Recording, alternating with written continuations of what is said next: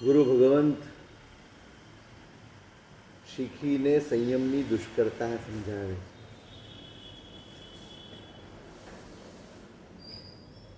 વાસ્તવિકતા સમજાવવી જોઈએ,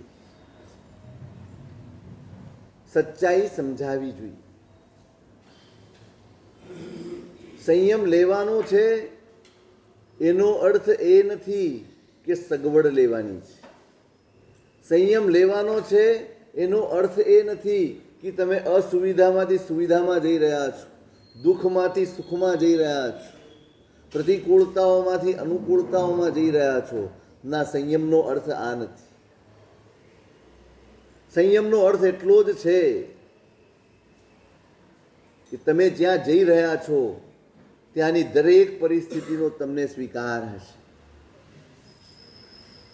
કોઈ ફરિયાદ વગર બધું જ સ્વીકાર કરવા માટેની તૈયારી, એના માટેનું સત્વ, એનું નામ સંયમ છે. અહીંનો સૌથી મોટો પુરુષાર્થ જ આ છે. હું તપશ્ચર્યાઓ લાંબી લાંબી કરી શકું, હું ઓળીઓ કરી શકું, હું ખૂબ ભણી શકું, બધું જ સંભવ છે.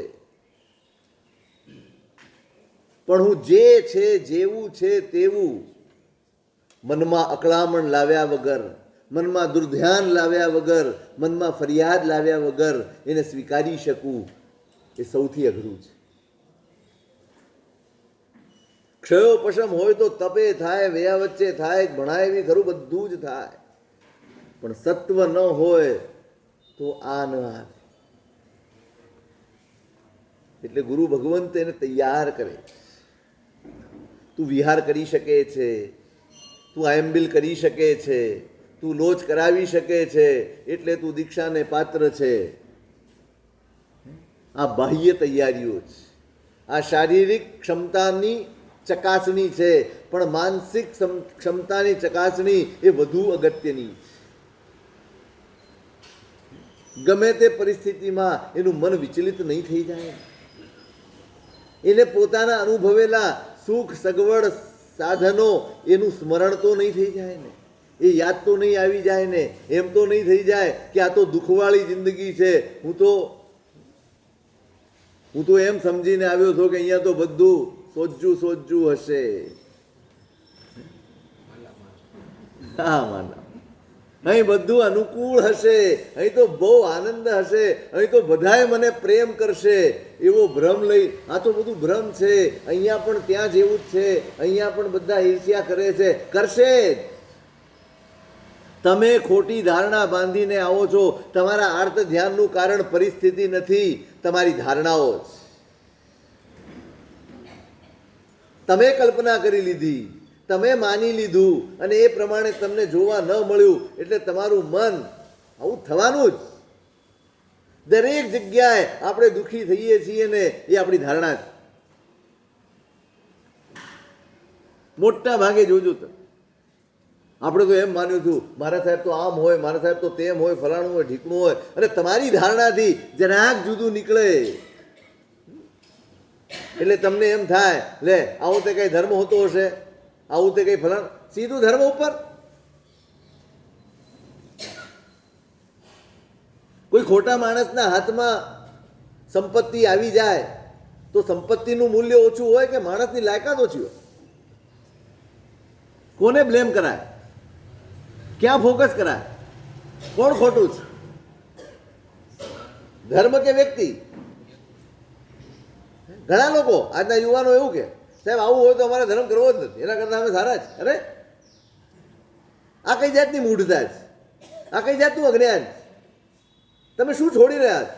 વ્યક્તિ જોઈને, હવે તમારા સંસારમાં તો ઢગલા બંધ પ્રસંગો બને છે. કોઈ પોતાના મા બાપને નથી કહેતું જો આવો જ તમારો સંસાર હોય તો મારે પરણવું નથી. કોઈ કહેતું નથી. આટલી બધી બજારની ઉથલ પાછળ જોઈને જો આ જ હોય તો આપણે ધંધો જ કરવો નથી, કહે છે કોઈ? ડોક્ટરોને ત્યાં લાઈન જોઈને કોઈ એમ કહે છે ખાધા પીધા પછી આ જ થતું હોય તો ખાવાનું જ નહીં? બધું જ ચાલે છે. કોઈને સમસ્યા નથી, કોઈને સવાલ નથી, કોઈને તર્ક નથી, અને અહીંયા તર્કનો પાર. અપેક્ષાઓ ઊંચી હોય એનો એ કંઈ ગુનો નથી, પણ વાસ્તવિકતાની દ્રષ્ટિએ પણ નિહાળવું જોઈએ, સચ્ચાઈ પણ જોવી જોઈએ, પરિસ્થિતિઓને સમય સંયોગ દેશ કાળ બધું જોવું જોઈએ. તમારે ધર્મ ઉપર ફોકસ કરવાનું છે, વ્યક્તિ ઉપર નહીં. વ્યક્તિ ઉપર ફોકસ કરનારો હંમેશા ઠોકર ખાય છે. વ્યક્તિ આજે સારી છે, આજે હું સારો દેખાઉં છું તમને, કેમ? કાલે મારા કર્મ બદલાઈ ન શકે, કાલે મારી ભવિતવ્યતા બદલાઈ ન શકે, અને કશુંક મારી ભવિતવ્યતાના લીધે કંઈક થઈ જાય તો ધર્મ ખોટો? કોણ ખોટું? વ્યક્તિનું કર્મ છે, વ્યક્તિની ભવિતવ્યતા છે, કંઈ પણ થઈ શકે એની સાથે. ધર્મ તો શ્રેષ્ઠ છે, શ્રેષ્ઠતમ છે. અપેક્ષાઓ બહુ ઊંચી નહીં રાખતા. અહીં તો બધું આમ જ નહીં, દરેક જગ્યાએ ભાઈ અહીંયા પણ સાધનાનો કાળ, સિદ્ધિનો સંયમ એ સિદ્ધિની અવસ્થા નથી, સાધનાની અવસ્થા. શેની અવસ્થા છે? આ રિઝલ્ટ નથી, આ પરીક્ષા છે. સાધનાનો કાળ છે, પ્રયત્નનો કાળ છે, પુરુષાર્થનો કાળ છે. એમાં ઓછું વધતું રહેવાનું જ રહેવાનું. એટલે ગુરુ ભગવાન તેને સ્પષ્ટ કરી રહ્યા છે કે ભાઈ બેટા, તું કહે છે, પણ ઘણીવાર એવું બને બધું જ સમજીને વિચારીને ખૂબ ઉલ્લાસથી પગલું ભર્યું હોય, પણ ક્યારેક મોહ ચડી બેસે. જ્યારે કર્મ બળવાન થઈ જાય ત્યારે આત્માએ ઝૂકવું જ પડે એવી પરિસ્થિતિઓ પણ આવે. ગમે એટલું ઝઝુમે, ગમે એટલું ઝૂઝે, પણ આત્મા ક્યાંક તો ઢીલો પડી જ જાય. કારણ બાંધ્યા છે એવા, નિકાચિત કર્યા હોય એને. તમારે નંદી શેરને દીક્ષા લેવીથી એટલો પ્રચંડ ભાવનો આવેગ, બસ લેવી જ છે. દેવવાણી થઈ છે કે ભાઈ રેવા દે, હમણાં તારા ભોગાવલી કર્મો બાકી છે, તારાથી દીક્ષા. અરે કર્મો શું હોય છે તમે સમજો. પરમાત્માને પામ્યા પછી માણસની અંદર ખુમારી કેવી આવે? ખુમારી કેવી આવે? અરે કર્મો કી એસી તેસી. હું ભગવાન મહાવીરનો શિષ્ય છું, હું શ્રેણિકનો દીકરો છું, હું કર્મથી પરાજિત થઈ જાઉં એવો નથી. ખુમારી જ.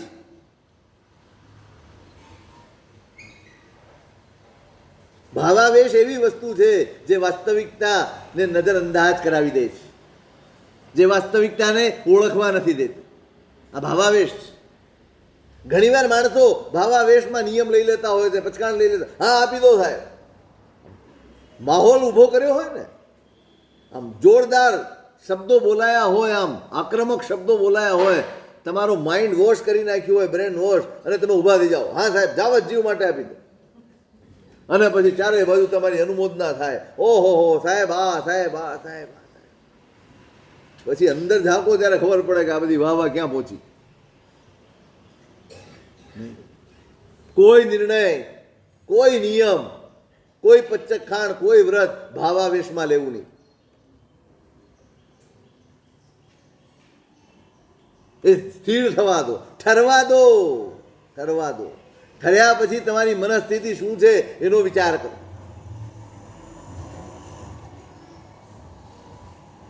લાગણીઓને ઉત્તેજિત કરીને કોઈને કશું સારું શીખવાડી શકાતું નથી. કરાવી શકાય થોડી વાર માટે. લાગણીઓ અત્યારે આ ચાલ્યું, લાગણીઓ ઉત્તેજિત કરો અને એને બદલો. બસ આવી જા, આવી જા, આવી જા. પછી તો તેરી બી ચૂપ, મેરી બી ચૂપ, કોઈ બોલે નહીં. શું કરે?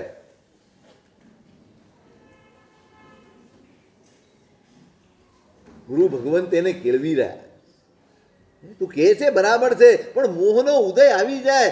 બહાદુરી દેખાડીથી નહીં, હું મહાવીરનો શિષ્ય છું, હું શ્રેણિકનો દીકરો છું. કર્મ શું કરી લેવાના? લઈ લીધી. ભગવાનની પણ ઉપરવટ જઈને દીક્ષા લીધી, કર્મની પણ ઉપરવટ જઈને દીક્ષા લીધી.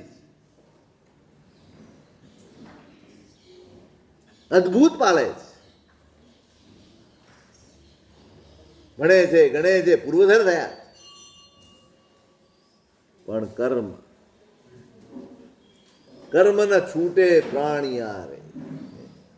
ભોગવવા પડે.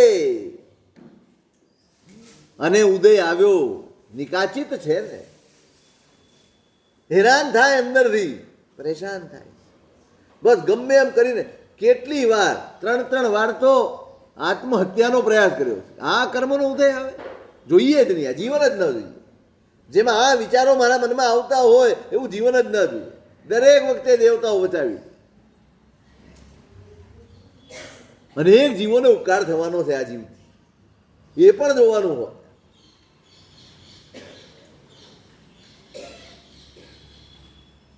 મૂળ કહેવાનો આશય એ છે, કથા નથી કરવી આખી આપણે, પણ કહેવાનો આશય એ છે, મોહનો ઉદય આવી જાય.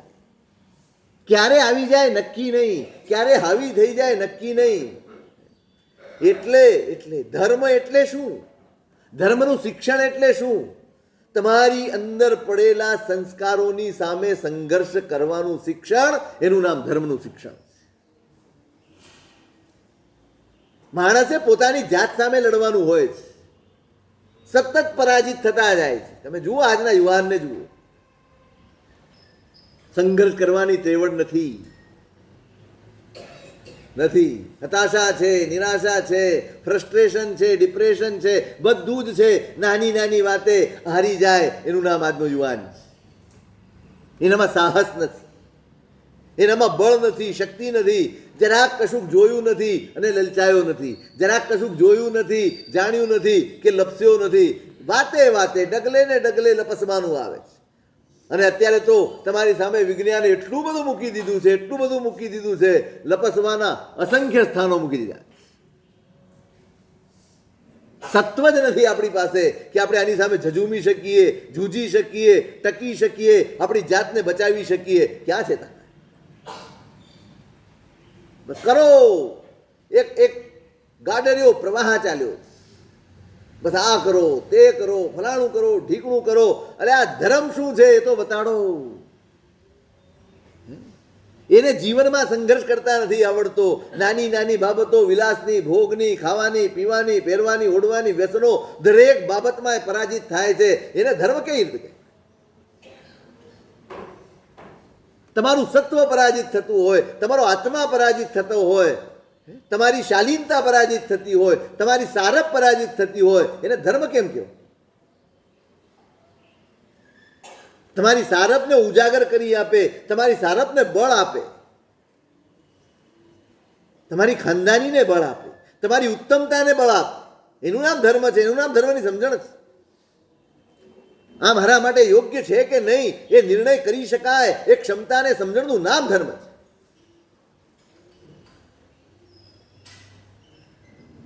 લાંબા ભવિષ્યનો વિચાર કરી શકે, દીર્ઘ દ્રષ્ટિનું નામ ધર્મ છે. માત્ર સ્વાર્થ પરક ન થઈને સહુનો વિચાર કરી શકવો ને, એનું નામ ધર્મ છે. આપણે અટવાઈ ગયા આમાં જ. કરો, શ્રેણી તપ કરો, સિદ્ધિ તપ કરો, માસક્ષમણ કરો, અઠ્ઠાઈ કરો, આ કરો. ના નથી, ફરી વાર કહું છું, ના નથી. પણ આ બધી જ વસ્તુઓ શિક્ષણ બનવી જોઈએ. આ બધા જ પ્રયાસો તમારા ઘડતરનું સાધન બનવા જોઈએ. શું બને છે? થઈ ગયું. બસ આપણે ઢોલ વગાડ્યા, આપણે ભેગા થઈને જમ્યા, આપણે ભેગા થઈને ઉત્સવ કર્યા, અને હવે પતી ગયું ને બધું. શું એનો પ્રકાશ અનુભવ્યો? શું એનો આનંદ અનુભવ્યો? શું પરિવર્તન અનુભવ્યું? શું આ સવાલ પૂછી શકાય એમ ખરું? આ સવાલ પૂછી શકાય કે ન પૂછી શકાય? જવાબ મળે. કઈ દિશામાં આપણે ભેગા થઈને, તમે પણ ને અમે પણ બધા દોષિત છીએ. આપ તમને સસ્તું ગમે છે, અમને સસ્તું ગમે છે. બહુ સ્પષ્ટ છે. તમે અમારી વાહ વાહ કરો ને અમે તમારા વખાણ કરીએ. આવ ભાઈ સરખા, આવ ભાઈ હરખાન, આપણે બે સરખા. પરસ્પરમ પ્રશંસંતી અહો રૂપમ અહો ધ્વનિ. કાગડો ને ઊંટ ભેગા થયા. ઊંટ કાગડાને કે તારો સ્વર એટલે વાહ વાહ વાહ. કાગડો ઊંટને કે તારું રૂપ એટલે દુનિયામાં જોયું નો જોયું હોય છે જ નહીં બીજું એવું. મિલી ભગત ચાલે છે એવું લાગે જાણે. કોઈ એકબીજાને ટોકવા તૈયાર નથી આપણે, કોઈ એકબીજાને રોકવા તૈયાર નથી આપણે, કોઈ એકબીજાને ખોટું લગાડવા તૈયાર નથી આપણે. ધર્મ માટે સાહસ કરવાનું આપણી પાસે બળ નથી. બસ કરે જ રાખ થઈ જાય છે. અને આપણે એવી ભ્રમણામાં છીએ, ઓહો શાસનનો તો જય જયકાર, ભગવાન વખતે નો તો એવું શાસન છે અત્યારે, ખરું ને? વનભાગ વખતે હતું આવું, આવા સામૈયા, આવા વરઘોડા, આવા ફૂલોનું દાન, શું શું કહેવાય એને? હા, એ શું કહેવાય નહીં, શું તમે હે? હા, એ તો ખરું, પણ આમ આમ આમ પેલું કંઈક આવે ને, આમ ફૂલનો કોથળો નાખે અને આમ દબાવે એટલે આમ વૃષ્ટિ થાય. ભગવાન વખતે બી થતી હતી ને, આપણે કેમ ન કરીએ? જાનું પ્રમાણ ગિરવાણ કુસુમ વૃષ્ટિ કરે રે લોલ. આમ ઢીચણ સુધીના ફૂલો પરમાત્મા હોય ત્યાં પથરાઈ જાય અને લોકો એની ઉપર ચાલે તો આપણે શું ગુનો કર્યો? કરાય ને આપણાથી? પણ દેવો કરે તો આપણે કેમ ન કરીએ? બધા જ ચાલે એની ઉપરથી, આપણે નહીં ચાલવાનું? શું વાંધો છે? તીર્થંકર છે ભાઈ, તીર્થંકર છે. તીર્થંકરનું તેજ છે. એને સુખ થાય, દુઃખ ન થાય, પીડા ન થાય, ગિલામણા ન થાય, વેદના ન થાય. આપણે તો બાકી હોય તે પાંદડીઓ કરી નાખે. ઓલા ફૂલનો કચરો તોડી ફોડીને આમ એકાદ આંગળી કાઢો ને ખબર પડે. એકાદ ચામડી ઉઘાડો જરાક નાનકડી. મારા મનમાં આવ્યો એવો શણગાર થવો જોઈએ, પછી કોઈનો વિચાર ના આવે મને.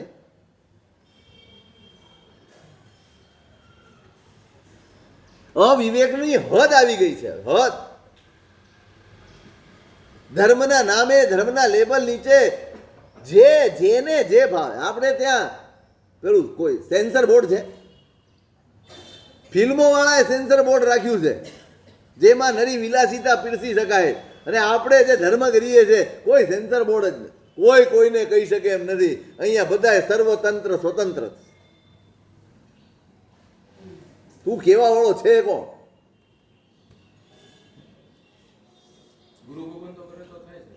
બિલકુલ થાય. થોડોક સહયોગ તમે પણ કરો, ચોક્કસ કરીએ. ન કેમ કરી? થાય જ. ન કેમ થાય? આપણને એમ થાય કે આપણા એકથી શું થાય? અરે એકથી ઘણો ફેર પડે. ન શું ફેર પડે? તૈયાર ઘણા છે, ઘણાને જ વિચાર આવે છે, ઘણાને નથી કરવું, પણ કોઈક આગળ આવે એની રાહમાં છે.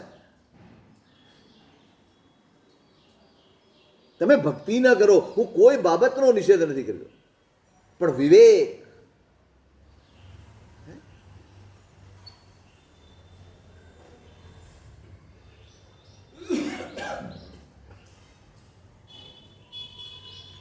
ગુરુ ભગવાન તેને સમજાવે. ધર્મ સમજજો ભાઈ, હું એ કહી રહ્યો છું, ધર્મ સમજજો, ધર્મ સમજો. એકલું બહારનું ચાલ્યા કરે અને આપણે આશ્વસ્ત રહીએ કે બહુ સરસ ચાલી રહ્યું છે, આ તો ચોથો આરો ને ફલાણો આરો ને ઢીકણો આરો. ભ્રમણાઓથી પાર પમાશે નહીં. ભ્રમણાઓ રખડાવી દેશે, સાવચેત થઈ જશે. ધર્મને સમજો. ધર્મ શું છે?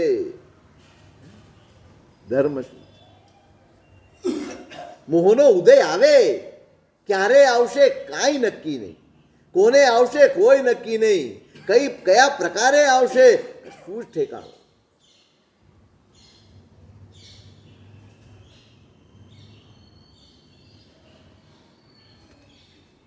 ગુરુ મહારાજ એના મનને પરિપક્વ કરી રહ્યા છે, તાવી રહ્યા છે એના મનને. તું શરીરથી બધું જ કરી શકે એમ છે, સંકલ્પ આવે તો બધું જ થઈ જાય. ક્યારેય ન તો ઉપવાસ કર્યા એણે પણ સિદ્ધિ તપને માસક શ્રવણ કર્યા કરે.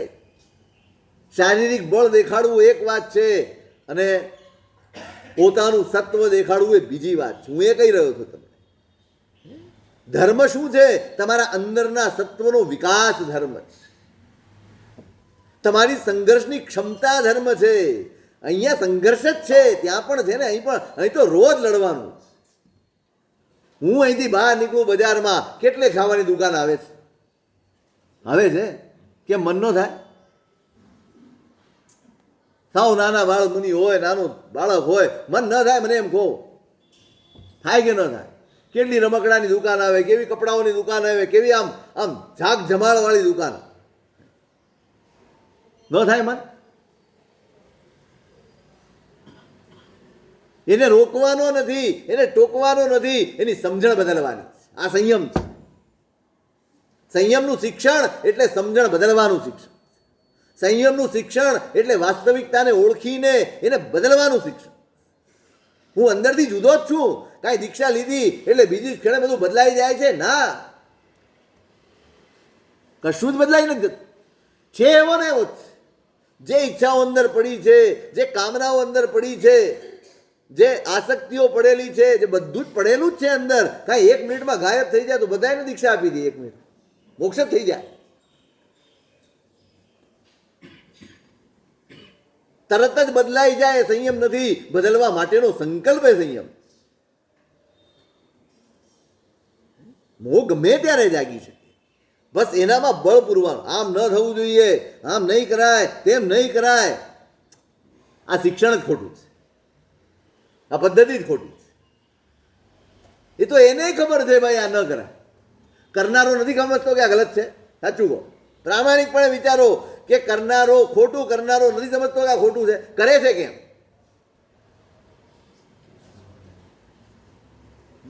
આ ન કરાય એ તો આપણે કહી દીધું, પણ એ ન થાય એના માટે શું કરવું એ શીખવાડ્યું.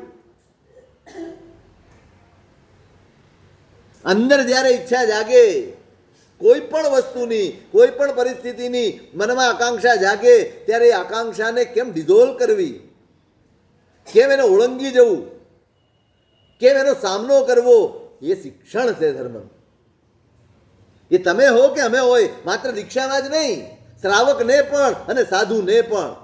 તમને પણ એટલી જ જરૂર છે જેટલી અમને જરૂર છે.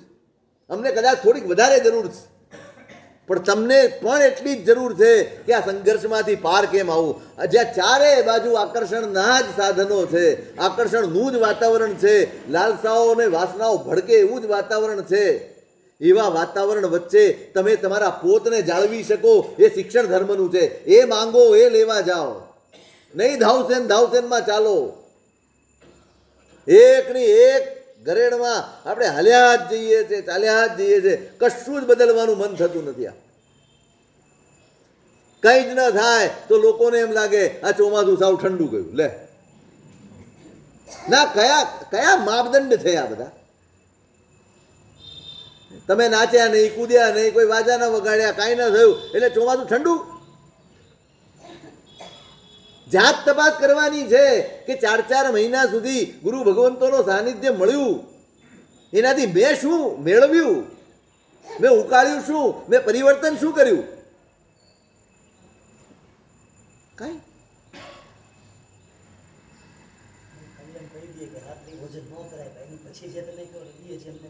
તમને નહીં, અમને, અમે ક્યાં કહીએ? અમે બાધા જ આપીએ, રાઈટ, બંધ કર, થઈ જશે.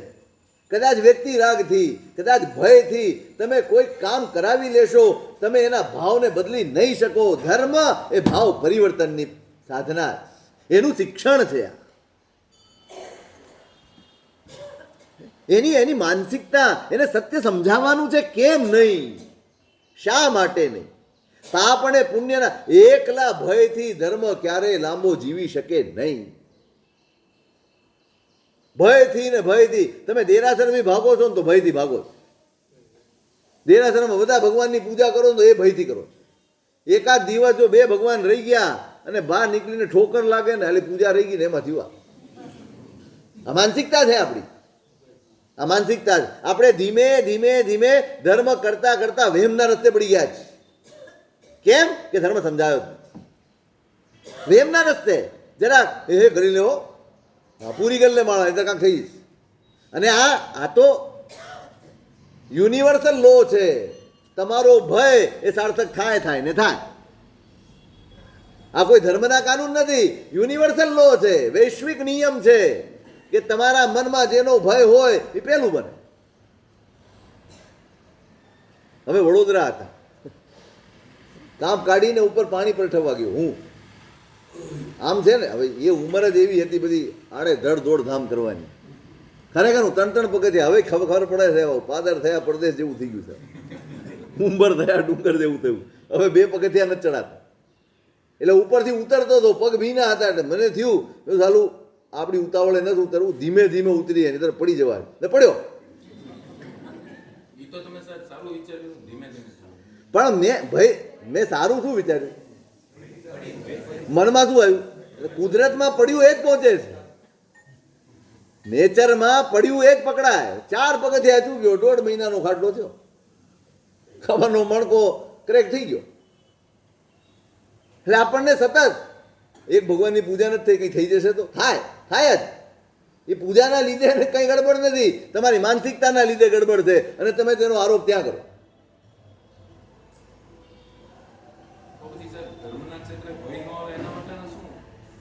સમજો, ધર્મ સમજો પેલા, બસ.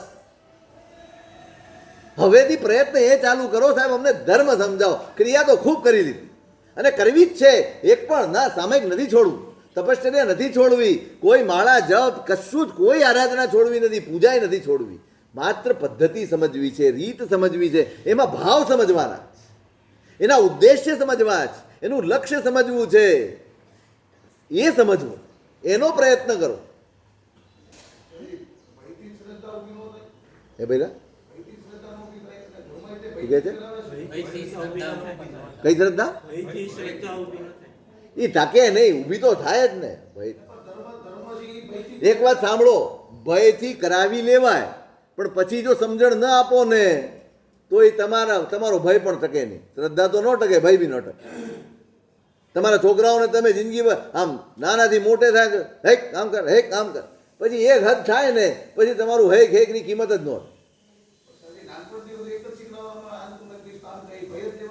ચોક્કસ, પણ એક ઉંમર હોય, ભયની પણ એક ઉંમર હોય અને સમજણની એક બીજી ઉંમર. આપણે જિંદગીભર ભયમાં જીવીએ. હવે તમને આટલા મોટાને હું એમ કહું કે કંદમૂળ ખાવાથી પાપ લાગે તો કેવું લાગે?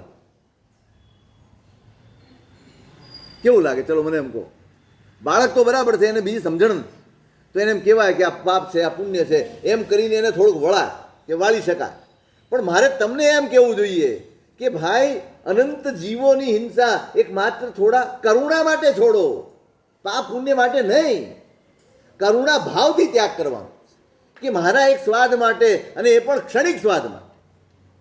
એક ગુલાબ જાંબુ કે તમને જે ભાવતી હોય, રસમલાઈ, કેટલા કલાક સુધી તમને સ્વાદ આપે? હે, તમે ધારો કે મારે અડધો કલાક સુધી રસગુલ્લાને અંદર જ રાખવો છે, રાખી શકો? પ્રયત્ન નથી કર્યો, કરી જોજો, નહીં જ રાખી શકો. અને એમાં બીજું થાળીમાં પડ્યું હશે તો નહીં જ રાખી શકો,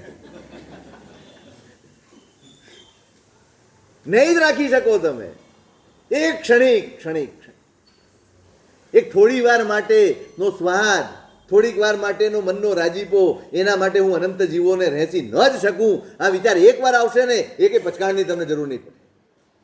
કરુણા જાગશે, પાયો રચાયો છે. કરુણા એ પાયો છે, ભય પાયો નથી. હે ભાઈ,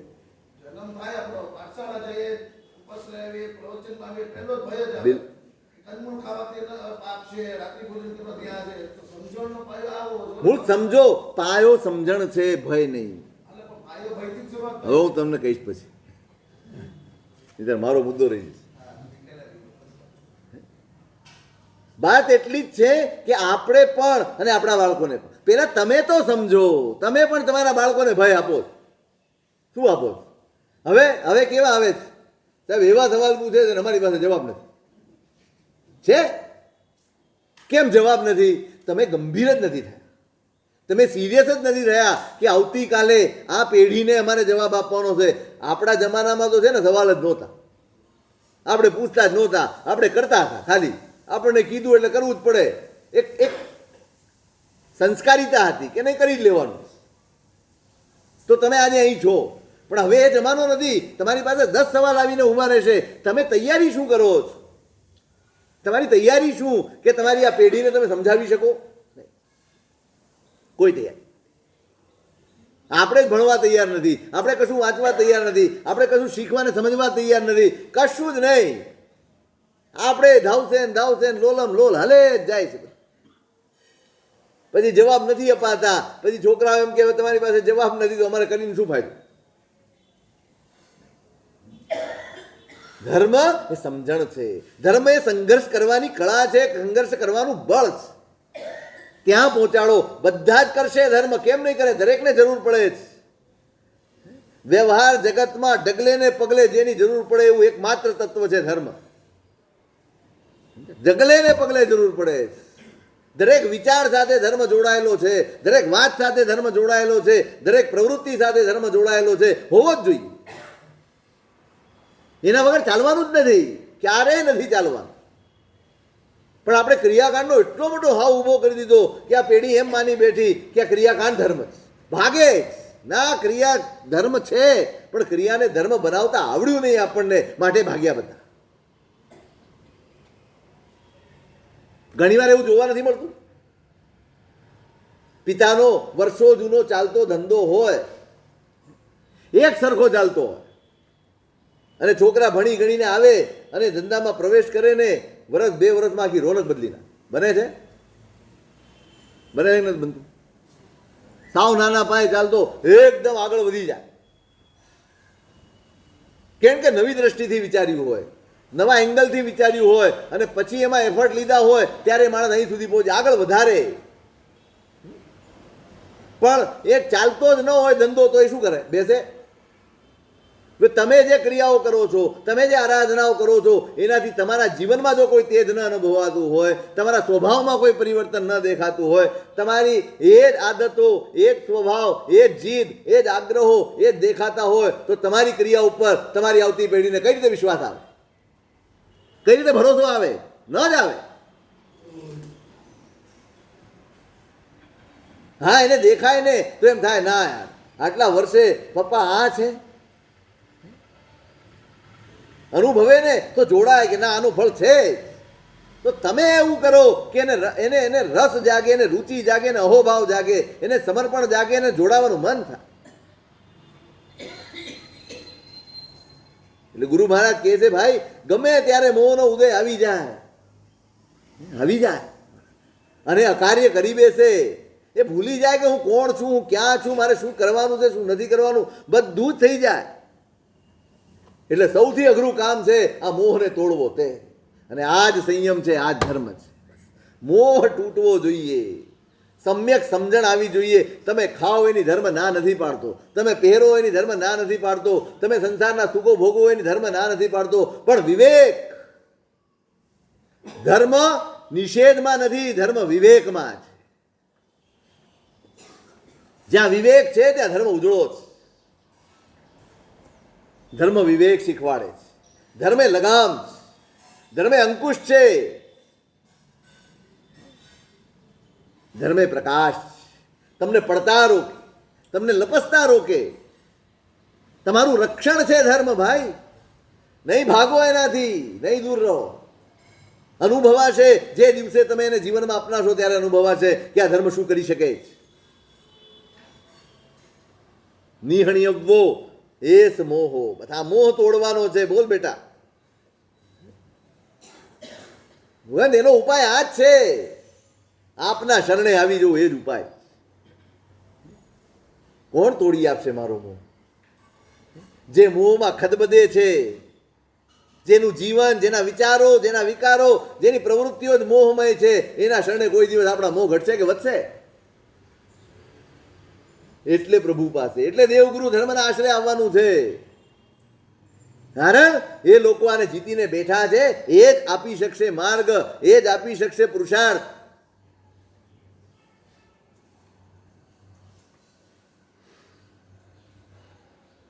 બધું જ સમજાવ્યું. ભગવાન આજ્ઞા કરો. ભગવાનને પણ લાગ્યું કે ના લાયક જીવ છે. થોડા દિવસ રહેવું પડે બેટા, અમારી શાસ્ત્રીય મર્યાદા છે. તારી ભાવના બરાબર છે, પણ એની પરીક્ષા પણ જરૂરી છે. તને આગમ ભણાવીએ,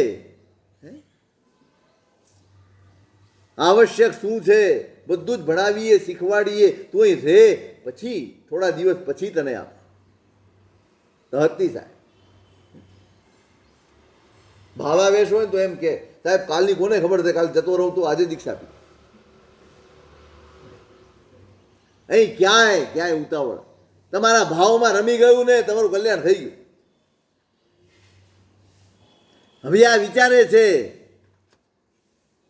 ત્યાં દૂરથી અનેક લોકો આવી રહ્યા. આ ઘરેથી નીકળ્યો છે કોઈને કયા વગર નીકળ્યો છે, એટલે બધા વિવળ છે, વ્યાકુળ છે. પિતાને તો બહુ જ વાલો જ, શોધખોળ કરે છે ગયો ક્યાં, એ તપાસ કરતા કરતા કરતા એની ખબર પડી છે, અને પિતા બધાની સાથે અહીંયા આવ્યા. આવીને આચાર્ય ભગવંતને વંદન કર્યા, ગુરુએ ધર્મલાભ આપ્યા અને ગુરુના ચરણોમાં બેઠા. અને ત્યારે સિંહ કુમાર કહે છે પિતાને કે મારી કોઈ પ્રાર્થનાને આપ ટાળતા નથી, એક પ્રાર્થના કરવી છે, એક વિનંતી કરવી છે. આપ બોલ બેટા. તુહાયત્તમેવ મે જીવ્યમ, ભાઈ મારું તો જીવન જ તારામાં લાગેલું છે. તું છે તો હું જીવતો છું, આટલું જ સમજી લે. તું કે ન કરવું એવું બને? ત્યારે સિંહ કુમાર કહે છે તમે પણ સંસારને સમજો છો, તમને પણ એના સ્વરૂપની ખબર છે.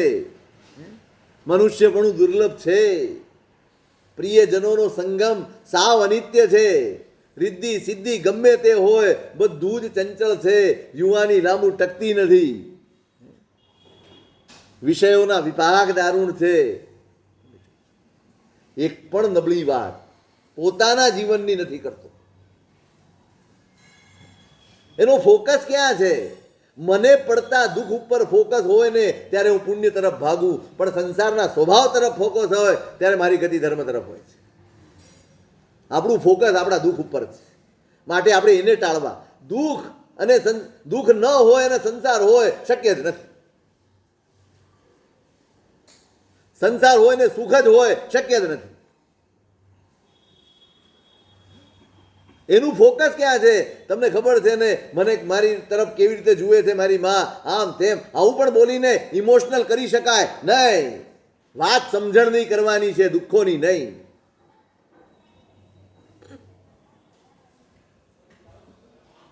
એટલે મારી ઉપર ઉપકાર કરો, તમે રજા આપો તો હું આ પરમાત્માનો ધર્મ સ્વીકારીને હું મારા આત્માનું કલ્યાણ થાય. આવી તો અપેક્ષા જ નથી કે આવું બોલશે. એને તો એમ જ હતું દુઃખથી નીકળ્યો છે તો વળી એમ કહે છે કે આપણે જુદા રહીએ, કે આપણે આમ કરીએ. આવી બધી કલ્પના હોય મનમાં, આવી તો કલ્પના જ ન હોય ને. આંખમાં આંસુ આવી ગયા પિતાને. અરે દીકરા આ શું કહે છે? આ કાંઈ ઉંમર છે તારી? આ દીક્ષા લેવાની ઉંમર છે? કઈ ઉંમર દીક્ષાની?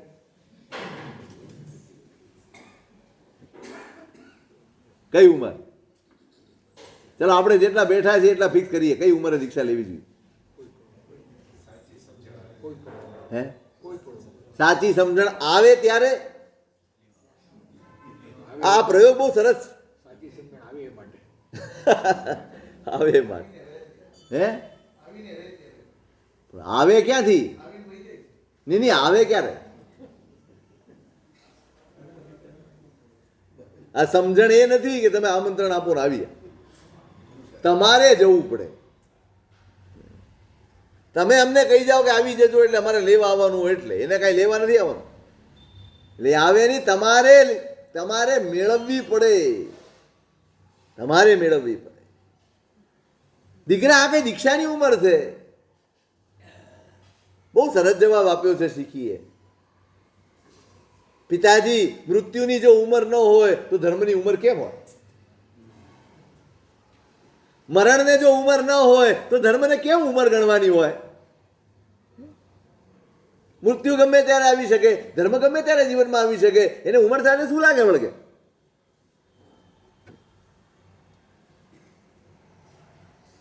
ત્યાં બ્રહ્મદત્તની સાથે એક ભાઈ આવ્યા છે, પિંગક એનું નામ છે, નાસ્તિકવાદી છે, કશું જ માનવાનું નહીં, આ આત્મા બાત્મા જેવું કાંઈ હોતું. એ કહે છે આને શીખીને તને કોણે છેતર્યો લા, તને કોણે છેતર્યો? તું વળી આવી મોટી મોટી વાતો કરતો ક્યાંથી થઈ ગયો? કે મનુષ્ય બહુ દુર્લભ છે ને ફલાણું છે ને ઢીકણું છે ને આ બધું શું છે? બધું કાંઈ છે નહીં. તું એમ માનતો હોય કે આ મૃત્યુ ગમે ત્યારે આવી જાય છે, વિષયના વિપાક ગમે ત્યારે બદલાઈ જાય છે, યુવાની ગમે ત્યારે ચાલી જાય છે, રિદ્ધિ સિદ્ધિ ચંચળ છે, તો કઈ દીક્ષા લેવાથી બદલાઈ જશે? નહીં, દીક્ષા લેવાથી શું બદલાય છે? રિદ્ધિ સ્થિર થઈ જાય, આયુષ્ય લાંબુ થઈ જાય, રોગ ના આવે. એની સમજણ શું છે? એ એમ માને છે કે આ દીક્ષા એટલા માટે લે છે કે એનાથી આ બધું બદલાઈ જશે. અજ્ઞાન છે. આવા તર્ક કરવા ને એ અજ્ઞાન છે. તું એમ કહે છે કે મૃત્યુ ગમે ત્યારે, તો તું દીક્ષા લઈ તો મૃત્યુ નહીં આવે? એ આવી જ જવાનું છે. સાદું થાય એ નહીં મરવાનું છે, ન થાય એ નહીં મરવાનું છે. તો પછી આવી બધી અવળી વાતો સમજાવે છે.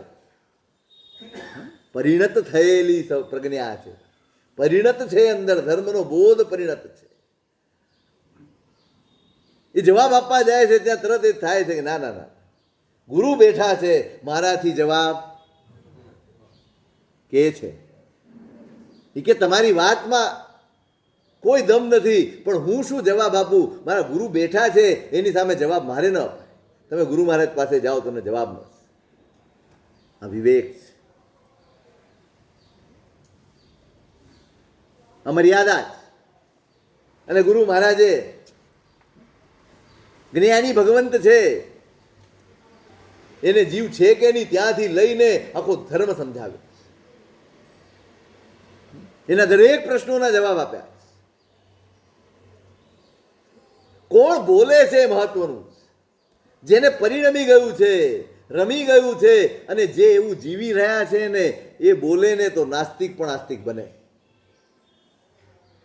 રાજી કરવા એક વાત છે અને બદલી નાખવા એ બીજી નાખ. પરમાત્માની વાતો એ રાજી થવા માટે નથી, પરિવર્તન પામવા માટે. બદલાવવું જોઈએ, પરિવર્તન આવવું જોઈએ.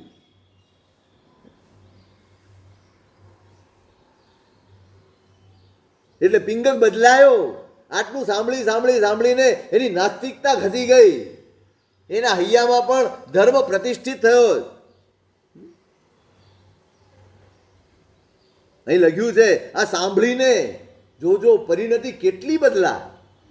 એ બ્રહ્મદત્ત એનો પિતા અને આ પિંગક જે સાવ નાસ્તિક છે, બંને શ્રાવક ધર્મ લીધો, શ્રાવક ધર્મ અંગીકાર. આ સાંભળીને જ બ્રહ્મદત્તને થઈ ગયું. પિતાજી કહે છે ગુરુ ભગવંતને કે આ મારો દીકરો છે અને આ મહાપુરુષો આચરી શકે એવા આચરણ માટે તૈયાર થયો છે. ભગવંત આ ખરેખર લાયક છે ને, આ ખરેખર એના માટે યોગ્ય છે ને, આ એટલો સક્ષમ તો છે ને કે આ કરી શકશે. પોતાની જાતે નક્કી ન કરે કે મારા દીકરાનું સામર્થ્ય શું છે, કારણ કે હું તો અજ્ઞાનથી ઢંકાયેલો છું, હું તો મોહથી ગ્રસ્ત છું. હું મારી મોહની દ્રષ્ટિથી જોઈશ તો મને એમ જ લાગશે મારો દીકરો કાંઈ ન કરી શકે. ભદ્રા માતાને લાગ્યું જ હશે શાલીભદ્ર કાંઈ નહીં કરી શકે, અને છતાંય શાલીભદ્રે કરી બતાડ્યું. ધારિણીને લાગ્યું હશે મેઘકુમાર કાંઈ નહીં કરી શકે, કરી બતાડ્યું છે. દરેક મા બાપને એમ લાગે કે હા મારો દીકરો તો બહુ સુકોમળ છે, એને તો તડકોય નથી જોયો. તમે દેખાડ્યો નથી, તમે દેખાડ્યો નથી ભાઈ. તમે માખણના પિંડની જેમ પાળ્યો છે, પછી જ તમારા માથાનો દુખાવો થાય છે. પિતા પૂછે છે કે ભગવંત યોગ્ય છે ને? એ પોતાની દ્રષ્ટિએ નિર્ણય નથી આપતા. નહીં સાહેબ આ નહીં કરી શકે, મને ખબર છે ને આ કેવી ધમાલ કે છે. અમને ઘણા લોકો સાહેબ આ કેવો તોફાની છે, અમને ખબર છે. પાછી એની રક્ષા કરતા જાય કે મારા તરફ ખેંચાઈ ન જાય. પિતા કાંઈ નથી કહેતા, પૂછે જ. ભગવાન કહે છે કે ભાઈ રત્ના ઘરમાં પેદા થયેલું રત્ન હોય ને એ જાતિમાન જ હોય, એ ઉત્તમ જ હોય.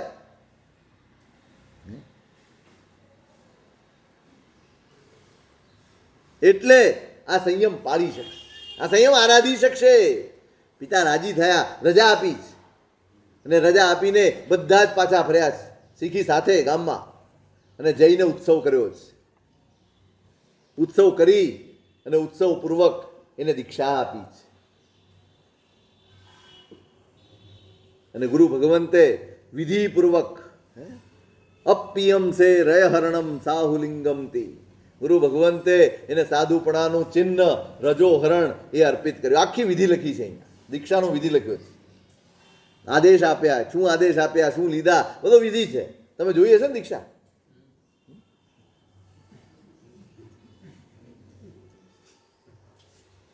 શું જુઓ દીક્ષામાં?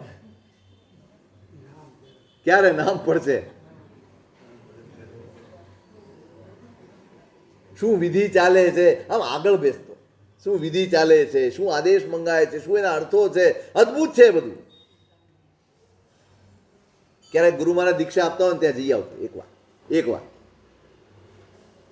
તમને ખબર પડશે આખો વિધિ શું છે. આખો વિધિ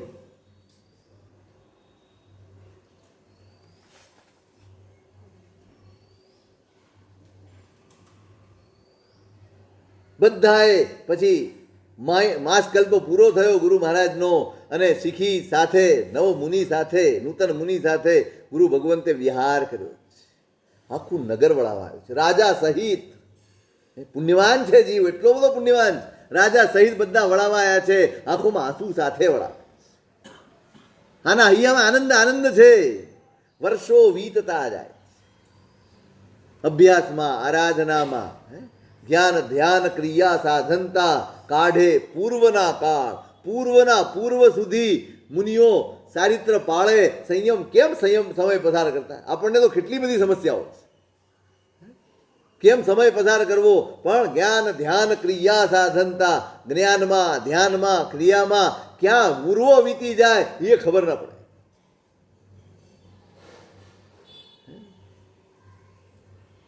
પેલી માં જે વિસરાઈ ગઈ છે એના મનમાં અનુતાપ છે. એને પ્રસંગ નથી મળતો, પણ અંદરનો ભાવ નથી જતો, દ્વેષ નથી જતો. એનો દ્વેષ અંદર પ્રજળ્યા કરે છે. જો પહેલા જ પતાવી દીધું હોત ને તો આ બધું આ જાહો જલાલી કેમ જોઈ શકે? જેના પ્રત્યે દ્વેષ હોય, સગ્ગો દીકરો છે અને એનો ઉત્કર્ષ જોઈ શકતી નથી. દ્વેષ છે, બસ ગમે એમ કરું એટલે માયા રચે છે. સોમદેવને મોકલે છે,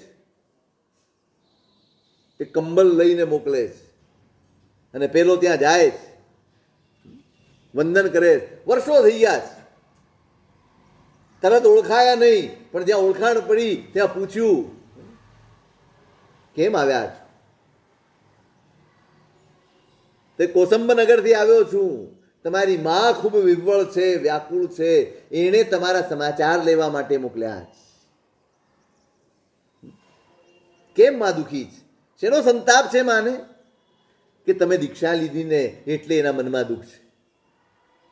શીખી સાવ ભોળો છે, એના મનમાં ક્યાંય કપટ નથી.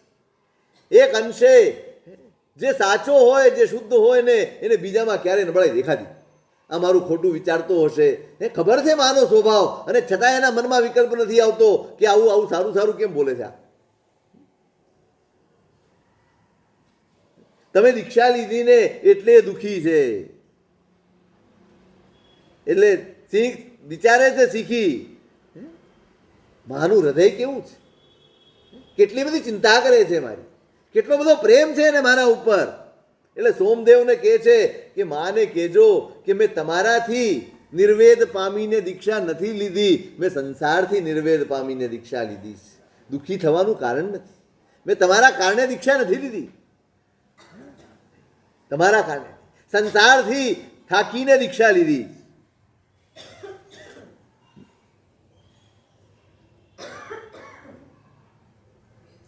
આખી વાત બહુ સરસ શબ્દોમાં મોકલી છે એને વાત. દીકરા એને કહેજો મારા દીકરાને કે સ્ત્રી છે ને એક ક્ષુદ્ર હૃદયવાળી હોય છે, અવિવેકવાળી હોય છે, વિચાર્યા વગર બધું કરનારા હોય છે, ચંચળ સ્વભાવવાળા હોય છે, અંદર ઈર્ષ્યાને અદેખાઈને રાખીને ફરનારા હોય છે, ખોટા આગ્રહો રાખનારા હોય છે અને પાછળથી પસ્તાનારા હોય. એ પોતે કે છે પણ પુરુષ કેવા હોય? માં કેવડાવે છે દીકરાને કે પુરુષ તો ગંભીર હૃદયવાળા હોય, વિનયપૂર્વક વર્તનારા હોય, વિચારપૂર્વક પગલું ભરનારા હોય, સ્થિર સ્વભાવવાળા હોય, કૃતજ્ઞ હોય, દૃઢ અનુરાગવાળા હોય, વિવેકવાળા હોય. પુરુષો તો આવા હોય. એટલે મેં તમારી સાથે જે કર્યું ને એ એટલા માટે કર્યું. આ સ્ત્રી સ્વભાવના લીધે હું તમારી સાથે જુદી રીતે વર્તી, તમારી સાથે મેં ગેરવર્તણૂક કરી. પણ તમે તો પુરુષ છો, તમે તો મને માફ કરીશ. એટલે તમે મારે મળવા માટે આવજો અને આ કંબલ મોકલાવ્યું છે એને તમે રાખો. શીખી કહે છે કે ભાઈ માને કહેજો તમે ખોટો અનુતાપ કરો છો, તમે ખોટી રીતે દુઃખી થઈ રહ્યા છો અને તમે કહ્યું કે અવશ્ય મળવા આવજો, તેમાં તો મારા ગુરુ અધિકારી છે. અને કંબલ એ લાવ્યા છો, આમ તો સાધુ માટે ઉચિત નથી, છતાં પણ હું કોઈ નિર્ણય ન આપી શકું. ગુરુ જ વર્ષો વીતી ગયા છે તો પણ મારે કોઈ નિર્ણય નથી કરવા, મારે વિચારવાનું નથી. ગુરુ કે એટલું જ કરવાનું. ગુરુ મહારાજને બધી વાત જણાવી. ગુરુ કહે છે કે ભાઈ શિષ્ય ઉપર એની લાયકાત ઉપર ભરોસો છે, પ્રેમ છે. કંબળ રાખી લીધું અને કીધું કે અવસર આવશે, આનું અમુક ભણવાનું કે સૂત્રની વાચના ચાલે છે, એ બધાને વાચના આપે છે, એ પૂરું થશે ને પછી અવસર આવે મોકલીશ.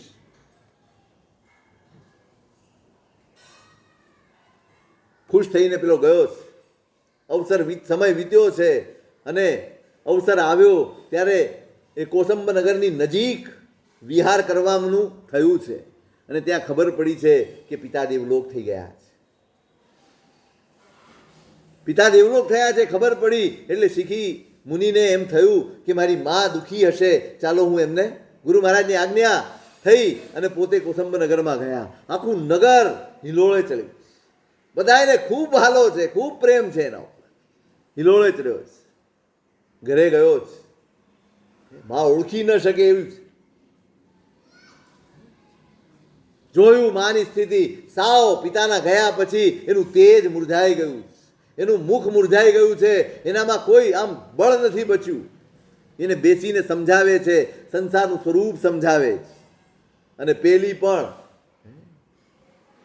માયા કેટલી ખતરનાક છે. શ્રાવક વ્રત સ્વીકારી લે છે.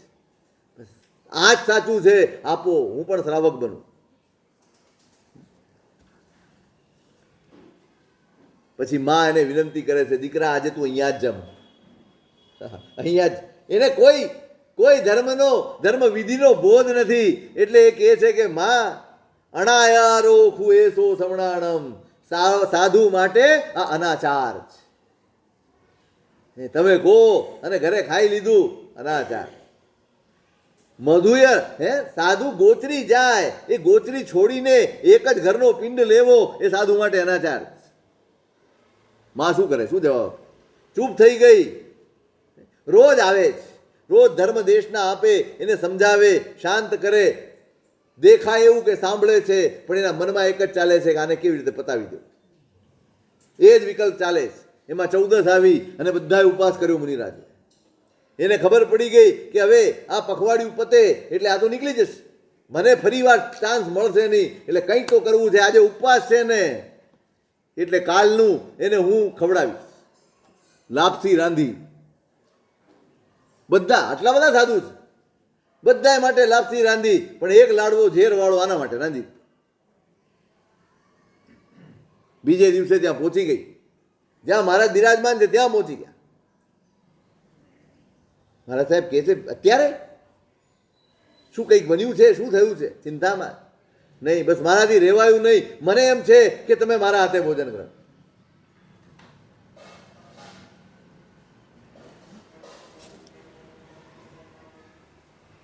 અને તો જ મારા મનને સંતોષ થશે. મુનિરાજને થયું કે માં આટલી બધી પીડાય છે, ચાલો એને કીધું તમે મૂકી દો, અમે પછી કરી લઈશું. નહીં, મારા હાથે એમને એમ નહીં, મારા હાથે કરવું છે. એક 2 મિનિટ હો, મારા હાથે તમને ખવડાવું. ચાલો મન સાચવી લઈએ. માં છેવટે માં કોઈ વિકલ્પ ન આવ્યો અને એને પોતાના હાથે દરેક સાધુના પાત્રમાં આપી. લાપસી પીરસી છે બધાએ, આને લાડવા. હજુ બીજા કોઈના માટે એવું નથી, બધાને માનના આ જ એક બસ ના જોઈએ. બધાએ વાપરી, આમણે વાપરી લીધી. અને જરાક વાર થઈ હે અને એને પ્રભાવ દેખાડવાનું શરૂ કર્યું. અંદરની નસો તૂટવા માંડી, શ્વાસ લેવામાં તકલીફ પડવા માંડી અને અચાનક એનો પ્રભાવ જે દેખાયો ને, જમીન ઉપર પડી ગયા. જુએ ને ચારે બાજુ, સાધુઓને કંઈ થયું નથી. જોજો, બધા સાધુ તો યોગક્ષેમમાં છે ને, બધા કુશળ છે ને, જુએ છે ને, બધા જ કામ કરે છે. સમજી ગયા છે, અંદરથી સમજી ગયા કે આ શું બન્યું છે.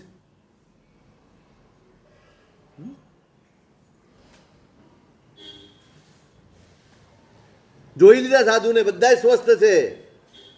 વિચારી લીધું, બહુ જ ઓછો સમય છે મારી પાસે, મારી ચેતના નષ્ટ થઈ રહી છે. અને વિચાર્યું કે આ તો આ જ સંભાવના છે, હવે જવાનું છે, બીજો કોઈ વિકલ્પ જ નથી બચ્યો. ધરતી ઉપર પડી ગયા અને પેલી વ્યાકુળ દેખાય છે. એમ દેખાડે છે કે જાણે કંઈક થઈ ગયું છે, દુઃખ દેખાડે છે. માં આવું કાર્ય કરે, મનમાં આવ્યો વિકલ્પ, માં આવો કાર્ય કરી. ધી સંસાર સ્વભાવ, આ સંસારનો સ્વભાવ એને ધિક્કાર. પણ એના મનમાં એક વિકલ્પ છે કે આ માં, લોકો આખું ગામ જાણે છે આના સ્વભાવને, એને જોયેલો છે મારી સાથેનો એનો વ્યવહાર. આખું ગામ મારી માને દોષિત કરશે, આખું ગામ મારી મા ઉપર આક્ષેપ કરશે, આખું ગામ એને દંડિત કરશે. એવું ન થવું જોઈએ. એના મનમાં ગમે એ અવસ્થામાં પણ માત્ર પ્રેમ છે. ફરી વાર કહું છું, જે ઘૂંટશો એ મળશે. તમારે પ્રેમમાં જીવવું છે કે તમારે દ્વેષમાં જીવવું છે એ નક્કી કરી લેજો.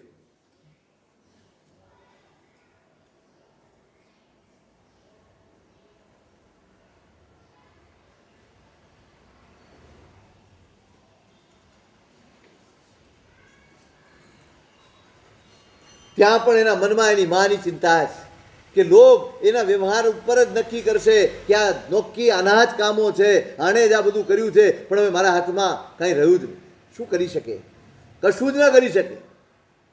પોતે તા સુમરામો પરમમ પરમ પયસાહગમ જિનખાયમ અહપંચ નમોકારમ સંપય કિમ શેષ ચિંતાય. હવે બીજી કોઈ ચિંતા, આ સંસાર છે, આ સંસારની પરિસ્થિતિઓ છે, આ સંસારની વિડંબના છે, એમાં બીજો કોઈ વિચાર થઈ શકે નહીં. એ બધું આર્ત ધ્યાન બની જશે. હવે મારે તો મારું મન પરમેષ્ઠીમાં લગાડી દેવું. અને પરમેષ્ઠીમાં મન લગાડ્યું અને શુભ વિચારમાં જ કાળ ધર્મ પામ્યા અને બ્રહ્મદેવ લોકમાં દેવ તરીકે ઉત્પન્ન થયા. 9 સાગરોપમનું એમનું આયુષ્ય છે. અને એની મા સમયે કાળ ધર્મ પામીને, એની સમયે મરીને શર્કરા પ્રભા બીજી નરકમાં એ નારકી તરીકે 3 સાગરોપમના આયુષ્યવાળી નારકી તરીકે ઉત્પન્ન. ત્રીજો ભવ થયો. હવે ચોથાની યાત્રા પછી કરીશું.